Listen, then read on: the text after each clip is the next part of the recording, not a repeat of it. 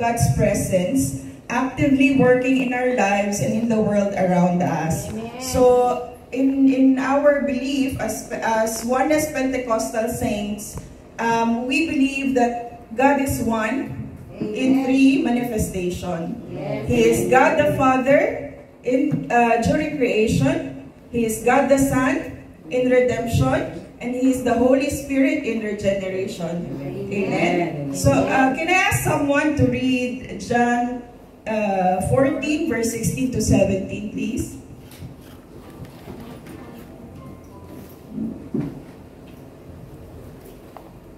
Say praise the Lord if you're ready.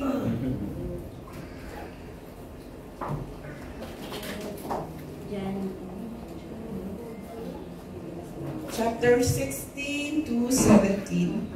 Praise the Lord! Praise the Lord. Basahin ko sa Tagalog po.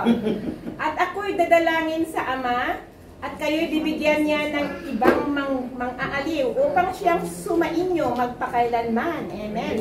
17, sa makatuwid bagay ang espiritu ng katotohanan na hindi matatanggap ng sanglibutan sapagkat hindi nito siya nakikita, ni nakikilala man siya. Siya ay nakikilala ninyo sapagkat siya ay tumatahan sa inyo at nasa inyo. Amen. Amen. Praise the Lord. So, sa ibang denomination, Christian denomination, no, hindi nila masyadong pinapahalagahan ang banal na espiritu, which is really wrong dahil hindi natin dapat minimize ang power of the Holy Spirit. Amen. And later on, as we go on to in the Bible study, malalaman natin kung gaano kahalaga ito for our salvation.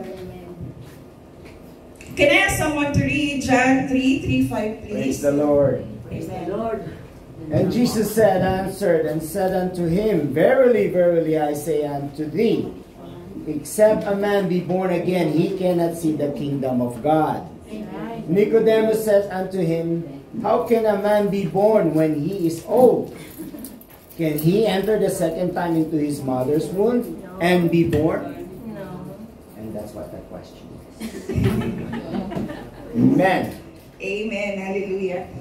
So, the Holy Spirit is crucial for our salvation, drawing us to true repentance and faith in Jesus Christ, who is the fullness of God revealed to us. So, as I said earlier, He is God the Father during creation. He is God the Son during redemption, and He's the Holy Spirit during regeneration.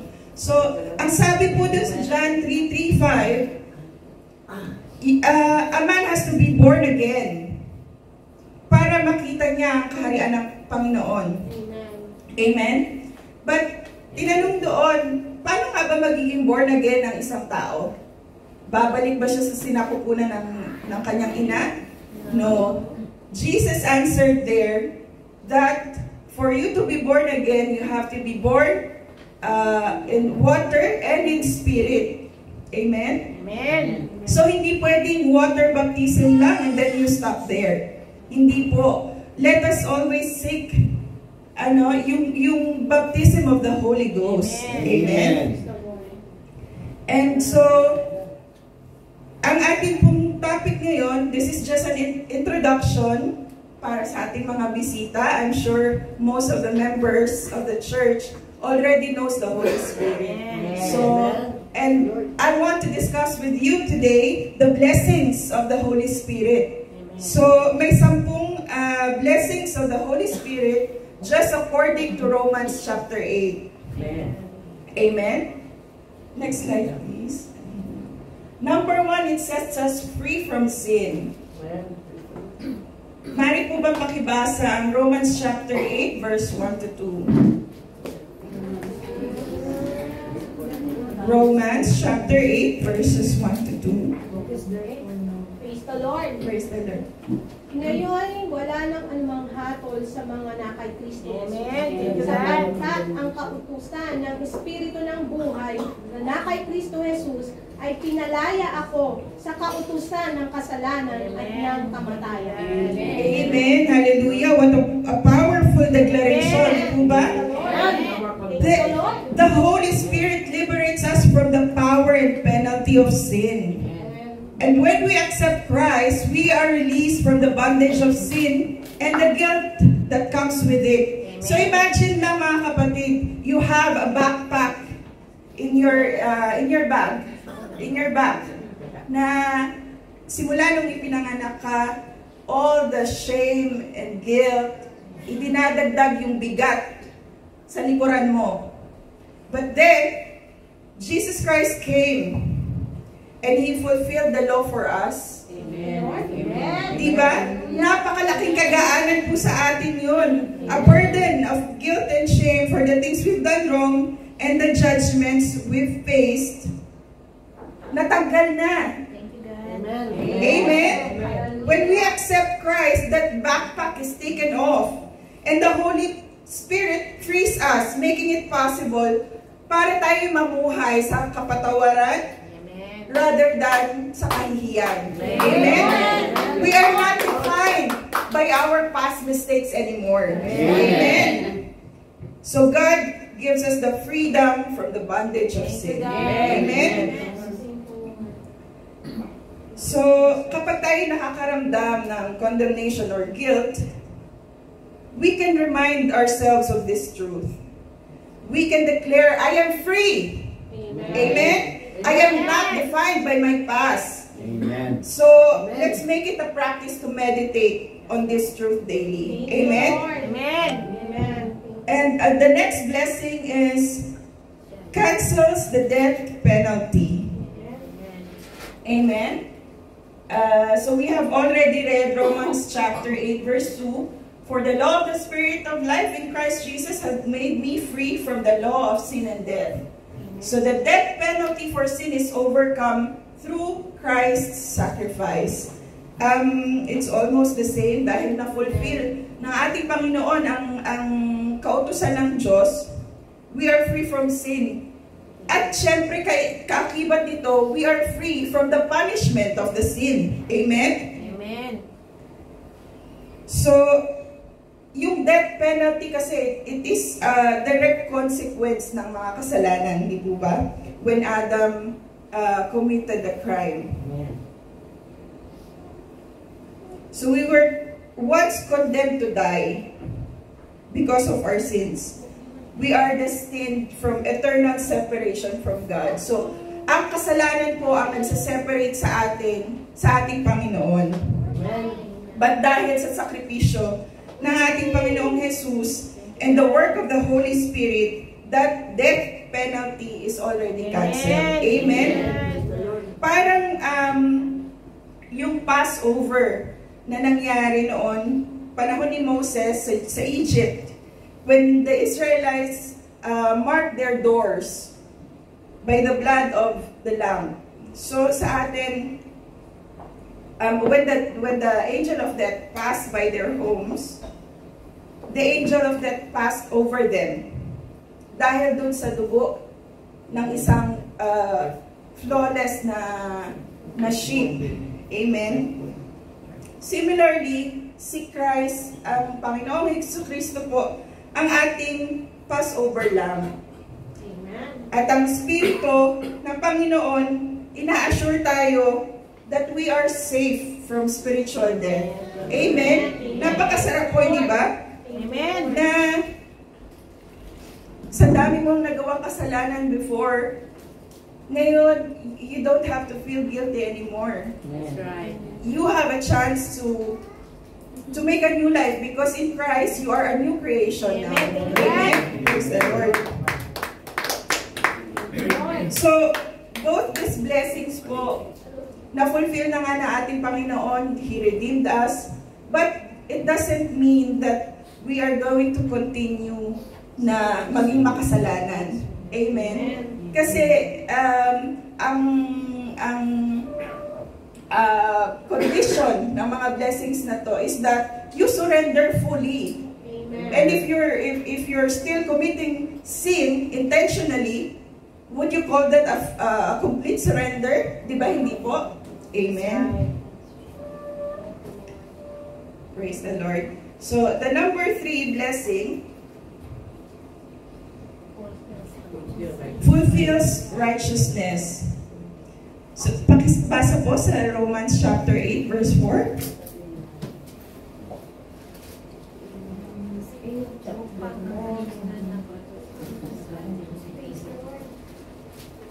Verse 4, upang ang kahilingan ng kautusan ay matupad sa atin, na hindi nangagsisilakad ayon sa laman, kundi ayon sa Espiritu Santo. Amen. Amen. Praise the Lord. So one of the blessings of the Holy Spirit, yung ating katwiran isn't based on our own abilities.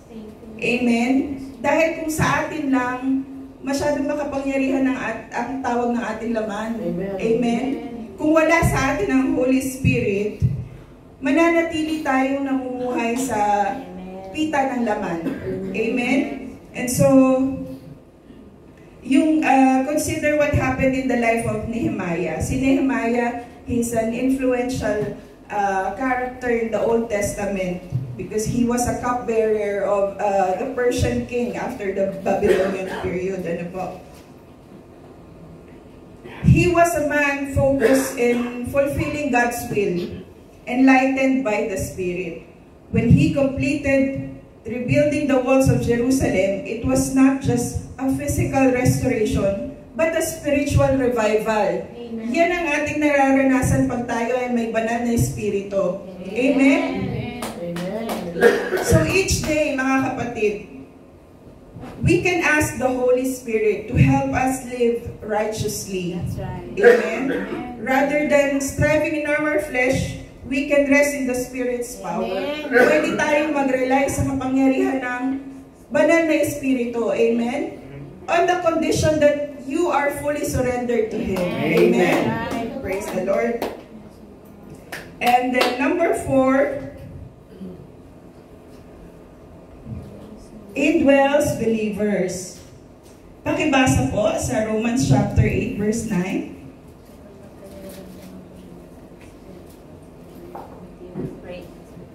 Praise the Lord. Verse 9 po, no? Sa Tagalog, natapwat kayo'y wala sa laman, kundi nasa Espiritu, kung gayo'y tumitira sa inyo ang Espiritu ng Diyos. Natapwat kung ang sinumay walang Espiritu ni Kristo, siya ay hindi sa Kanya. Amen. Amen. So, nandito lumalabas na kung gaano kahalaga po na matanggap natin ang banal na Espiritu. Amen. So, napakasarap po, hindi ba, na hindi lang ang Panginoon natin bumibisita. Amen. Nasa sa puso na natin siya, nasa sa atin na. Napakalapit ng ating Panginoon sa atin po. Amen. The Holy Spirit lives within believers, creating a profound change in who we are and how we live. So, ang dala ng banal na Espiritu, yung transformational change. Amen. So, in the early church, during the Pentecost, yung mga disciples na nagtatago sila, di ba? They were denying Christ. Amen? Amen. But when they received the Holy Spirit, lahat na takot nila nawala. Amen. Amen? They were preaching boldly na nakapag-convert sila on the same day ng 3,120 believers. Amen? Praise the Lord. So, tandaan po natin na yung makapangyarihang banal na espiritu na bumuhay kay Yesu Kristo, yun ang nasa sa atin. Amen? Maraming salamat, Panginoon. Amen. And number 5, it gives us life. Amen. Amen. Pakibasa po, Romans chapter 8, verse 10. Praise God, hallelujah. At kung si Kristo ay nasa inyo, ang katawan ay patay dahil sa kasalanan. Katapwat ang Espiritu ay buhay dahil sa katwiran. Amen. Amen. Praise the Lord. So, kahit yung physical nating katawan ay mabubulok. Amen. Amen. The Spirit brings us eternal life. Ito na yung pag-asa natin. Ito yung ating hope. Amen. The Spirit brings eternal life and vitality to our souls. So, yung sa Ezekiel chapter 37, binigyan si Ezekiel ng vision ng Panginoon. dinala siya sa Valley of Dry Bones. Amen? So yung mga buto doon, nagkaroon ng laman at nagkaroon ng buhay. So this is a metaphor for how the Holy Spirit breathes life into our very being. Amen? Praise the Lord. When we feel na nanghihina tayo or natatalo tayo ng mga pagsubok natin sa buhay, let's call upon the Holy Spirit to rejuvenate our spirits. Amen? Hindi natin dapat kalimutan na in-nurture natin yung ating relasyon sa banal na Espiritu through prayers, worship, and scripture reading. Amen? Inviting Him to revitalize us each day. So, hindi lang yung pag-asa natin sa katapusan na makakasama natin ang ating Panginoon, but every day na kailangan mo na ma-rejuvenate ang iyong kaluluwa, you just pray to the Holy Spirit. Amen? And it will rejuvenate you. Thank you, Lord. Amen. And number 6, quickens the mortal body. Sa Romans chapter 8 verse 10, binasa na po natin. Actually, that's 11. But if the spirit of Him that raised up Jesus from the dead dwell in you, He that raised up Christ from the dead shall also quicken your mortal bodies by His Spirit that dwelleth in you. So, the Holy Spirit not only gives us life, but will also one day raise our physical bodies, promising us resurrection of life. Napakasarap po mabuhay bilang Kristiyano, di ba? Amen. Kasi meron kang nilulook forward in the future, na makakasama ka ng ating Panginoon sa kalangitan. Amen? Hindi po ba nakakaawa yung mga tao na walang pinaniniwalaan? They just live day by day without any purpose, without faith, and wala. They believe that you'll just die and you'll cease to exist. Nakakaawa po, di ba? And so, masarap mamuhay bilang Kristiyano. Amen. Amen. Praise the Lord. So, ito yung pinangako ng ating Panginoon when He was resurrected by the power of the Holy Spirit. Just as He was given newness of life, we too experience spiritual renewal through the Spirit. So, ganun din ang mangyayari sa atin kung paano nabuhay si Jesucristo. Ganun din ang gagawin sa atin. We will be given newness of life. Amen? And we can claim this promise, mga kapatid. When we face like health challenges or physical limitations, let us just be steadfast in prayer. Amen? Believing that God can work miracles in our bodies. Amen. Amen. Praise the Lord. So, number 7 po, pakibasa po sa Romans chapter 8 verse 13. Romans 8, Tagalog po mga kapatid, sapagkat hindi ninyo muling tinanggap ang espiritu ng pagkaalipin sa ikatatapwat.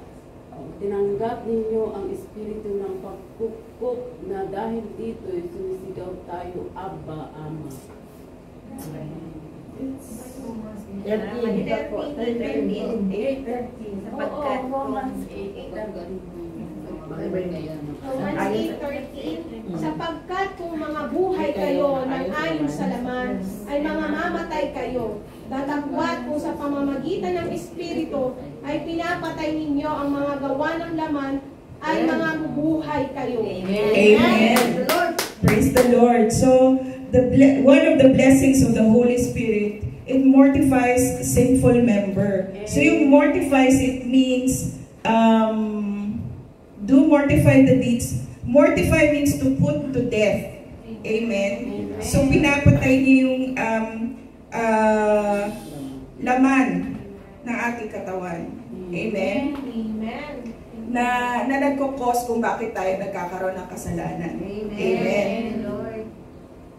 So it's the Holy Spirit that empowers us to overcome sin. Amen. Hindi natin kaya ng tayo lang, mga kapatid. Amen. Kailangan natin ng ating Panginoon at ang kanyang banal na Espiritu para malagpasan natin yung mga temptation ng kasalanan. Amen. So kung the very best example is Apostle Paul's transformation. Di po ba? Once he was a persecutor ng mga Christians. So galit siya sa mga Kristiyano. Galit siya sa mga tagasunod ng Panginoong Jesucristo. But he became a passionate preacher. The Holy Spirit, if you go back, Praise the Lord. welcome, Sis Cha. We're glad to see you again. Amen. Praise the Lord. Thank you, sorry.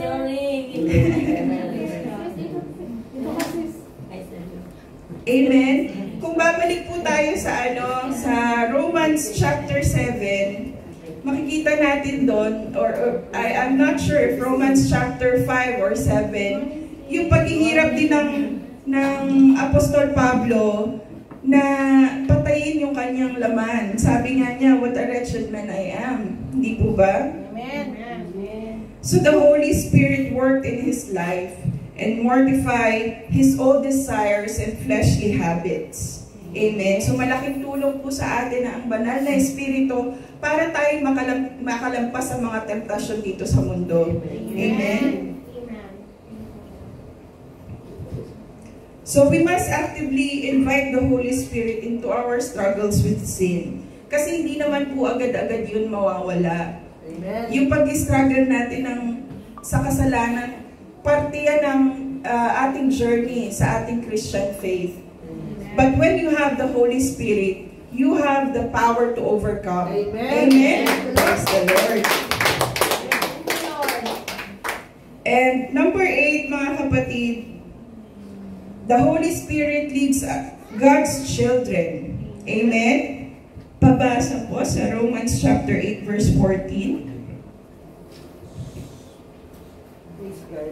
Sapagkat ang lahat ng mga pinapatnubayan ng Espiritu ng Diyos ay sila ang mga anak ng Diyos. Amen. Amen. Praise the Lord. Thank you, Lord. So for all, the Holy Spirit leads believers in all aspects of life, guiding our decisions, choices, and paths. Amen. Parang siyang GPS navigator, mga kapatid. Diba? Bibigyan ka ng direction kung saan mas mabilis ka makakapunta sa patutunguhan mo. Diba? But it will never drive your car. Amen. Hindi ka pipilitin. Because the condition nga is you fully surrender. Amen. Amen? So para na siya naging electric vehicle. You can choose the autopilot. Amen? Na siya ang magli-lead sa'yo at susunod ka lang sa Kanya. Amen? So this leadership is precious. Sinisigurado nito yung identity natin bilang mga anak ng Diyos. Amen? Guiding us in all our decisions. Kahit na maliit na decision man yan, you pray to the Spirit. Amen? So, seek the Holy Spirit's guidance sa kahit anong gagawin mo sa buhay mo. Amen. Because kahit kailan, walang hinangad na masama ang ating Panginoon para sa atin, mga kapatid. Amen. Amen. Lord. Praise the Lord. Thank you, Lord. And so, number 9, adopts us into God's family. Sis Jaira, next slide please. Amen. The Holy Spirit confirms our positions as adopted children of God, emphasizing that we belong in His family. Amen. So, pakibasa po Romans chapter 8, verse 15. Romans 8, verse 15 po mga kapatid, sapagkat hindi ninyo muling tinanggap ang espiritu ng pagkaalipin sa ikakatapo, datapwat tinanggap ninyo ang espiritu ng pagpupo Dahil dito'y sumisigaw tayo, Abba, Ama. Amen. Praise the Lord. Dahil sa banal na Espiritu, hindi na tayo mga ulila, mga kapatid. Tayo ay anak ng hari ng mga hari. Amen. Praise the Lord. Jesus' relationship with the Father reflects this adoption. Hindi ba itong blessing na to in itself brings about more blessings na diniscuss ng ating Sister Claire last time na nag-Bible study siya, the blessings of adoption. So in itself, itong blessing na to, marami pa rin kaakibat siya na blessing. Amen? Dahil nga tayo'y anak ng Panginoong Diyos. Walang makakapaglayo sa ating Panginoon, sa pagmamahal na ating Panginoon sa atin. Amen? Praise the Lord. So each day, pwede tayong lumapit sa ating Panginoon, sa ating Ama. Amen? Napakasarap tawagin ng ating Panginoon na Ama. Amen. Amen. Yes, Lord. We can approach Him with intimacy, na para kang lumalapit sa tatay mo, hindi ba? Amen. So, acknowledging our identity in Him. Kapag tayo nagdadasal, paalala natin sa ating sarili na tayo anak ng Diyos. Hindi lang basta anak ng Panginoong Diyos. Tayo'y mga minamahal na anak ng Panginoon. Amen? Praise the Lord. Hallelujah. And then number 10, the last one, bears witness of sonship. Pakibasa po sa Romans chapter 8, verse 15. 16, sorry. Verse 16.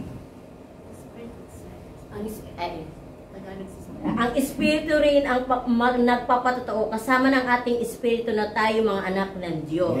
Amen. Praise the Lord. So ito nga po yun, tayo mga anak ng Panginoong Diyos.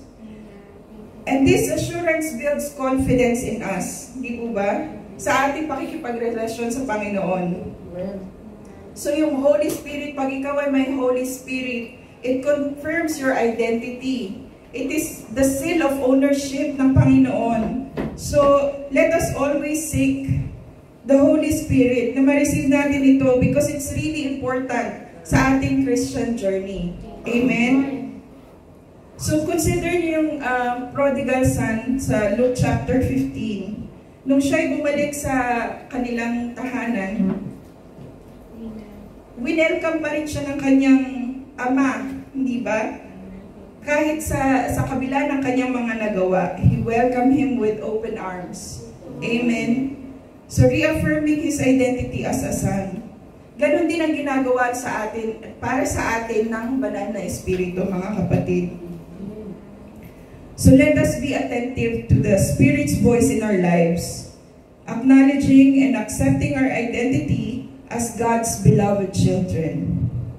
Kapag tayo may mga pagdududa, we can ask the Spirit to remind us of our status as heirs. Tayo mga tagapagmana. Amen? Kasama ang ating Panginoong Jesucristo. Amen? Mamanahin natin ang kalangitan, mga kapatid. Praise the Lord. And now, as we go to our conclusion, to receive these blessings from the Holy Spirit. So ito po, these are just the basics. I believe there are 8 steps kung paano ma-receive ang Holy Spirit. Amen. Amen. So consider these following steps.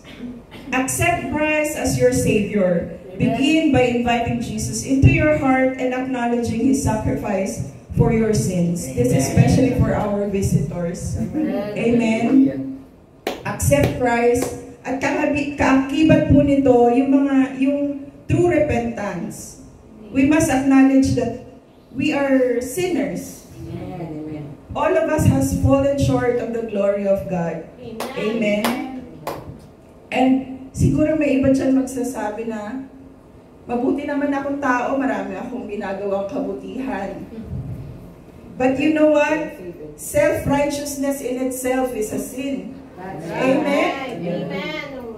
Kapag nakasaad po sa ating Biblia na if we deny that we are sinless, the truth is not in us. Amen? So accept Christ as your Savior. Kakibat po niyan yung true repentance. Amen? And then the next one is surrender to the Spirit. Surrender control of your life to the Holy Spirit. Offer yourself as a living sacrifice, ready to follow His leading. Amen? So kailangan patayin natin ang ating mga laman, mga kapatid. Kung ang Panginoong Jesucristo nga naghirap, hindi ba, para tayo matubos sa kasalanan, ano ba naman yung mga paghihirap na gagawin natin para siya'y mapagsilbihan? Amen? Yung paghihirap ng ating Panginoong Jesucristo, wala sa kalingkingan ng pinagdaanan niya, yung mga pagdadaanan natin sa mundo ito. And hindi naman niya hinihingi actually yung buhay, na ialay mo yung buhay mo sa Kanya. Because right now, we are not facing any persecutions, di po ba? We are free na i-declare ang ating faith. Amen?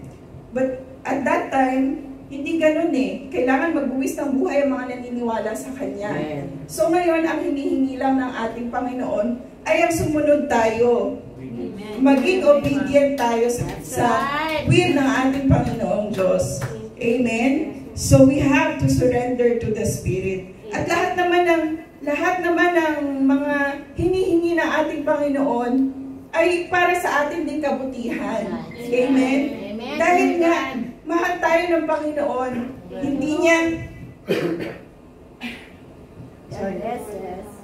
Hindi niya tinanggal yung ating free will. Amen? Doon mo makikita na mahal ka ng Panginoon kasi hindi ka niya pipilitin. Amen? Hindi ka niya pipilitin eh. You have to surrender yourself. Amen? Dapat kusang loob mong gagawin. And when you do, doon, mas magiging malalim yung pananampalataya mo at mas magiging malalim ang relasyon mo sa banal na Espiritu. Amen? And engage in prayer and scripture. So, develop a strong prayer life, asking for the Holy Spirit's guidance and wisdom. Regularly read and meditate on the scriptures, allowing the Spirit to illuminate God's truth. Napaka-importante po nito, mga kapatid. Kasi hindi ka makakapag-surrender kung hindi mo alam ang katotohanan. Kung hindi mo alam yung mga ipinag-uutos ng Panginoon, paano ka magsusurrender? Amen? Dapat alam mo yung katotohanan, dapat alam mo yung inuutos ng Panginoon, so you can surrender. Amen? And then prayer, lagi tayo mag-seek ng guidance. Kahit nga, sabi ko kahit na maliit na decision man yan, always seek guidance. Amen. Amen? Amen. And number 4 is seek community. Itong ginagawa nating gathering every Friday, mga kapatid, ang ating divine service, napaka-importante po nito. Surround yourself with a community of believers who encourage you in faith. And together, seek the guidance of the Holy Spirit, fostering accountability and growth. Amen? Amen. So yung accountability and growth. Diba? Kapag nagkakamali ang isang kapatid, merong isang kapatid na kakausap sa kanya para itama ang pagkakamali. Hindi mo hahayaan, syempre, na patuloy lang nagkakamali ang iyong kapatid. Amen? Praise the Lord. And then, so as we reflect on these 10 tremendous blessings, yun nga, let's commit ourselves to living in the fullness of these truths.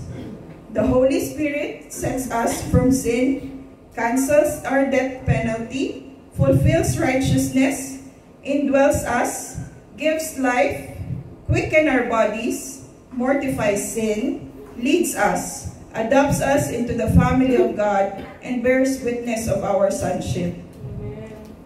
And let us not merely acknowledge these truths, mga kapatid, but actively live them out. Amen? Isabuhay po natin hindi lang basta, okay, I acknowledge. Yun nga sabi ko, yung faith.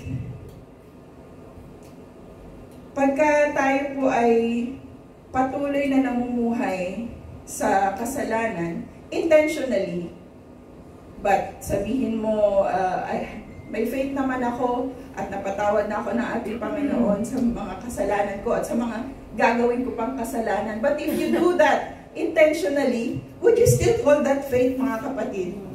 No, right? Amen.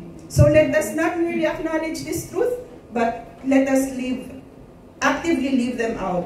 Seek the Holy Spirit in your daily life and embrace these gifts as He has given and allow them to transform you from the inside and out. Amen. Praise the Lord. Hallelujah. Maraming pong salamat sa pagkikinig. And I do trust the Lord na meron tayong natutunan sa amin.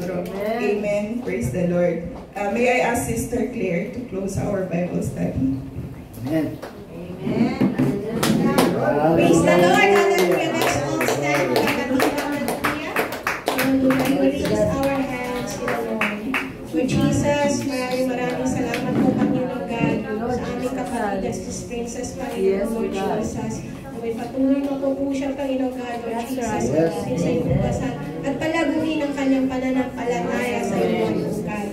Maraming salamat po, Panginoon God, naway ang bawat isa sa aming Panginoon God, Lord Jesus, kung ano man yung mensahe mong ipinarating, ito'y nakarating na po, Panginoon God, sa aming mga puso at isipan, na ito'y itatanim namin, Panginoon, at ipapamuhay namin, Panginoon, Lord Jesus. Lord, maraming salamat po, Panginoon, O God, Lord Jesus, hallelujah. Hallelujah, Lord. Inilift up namin, Panginoon God, na itong pag-aaral na ito, Panginoon God, Lord Jesus, hallelujah. Panginoon God, ay magsilbi, Panginoon God, kalakasan namin, Panginoon God. Patuloy kaming maniniwala at maninimpalataya sa iyong Holy Spirit, Panginoon. That will always be dwell in each of us, Panginoon Lord Jesus. Maraming salamat po, Panginoon. We lift your name above all names. In the holiest mighty name of God, Jesus, we pray. Amen.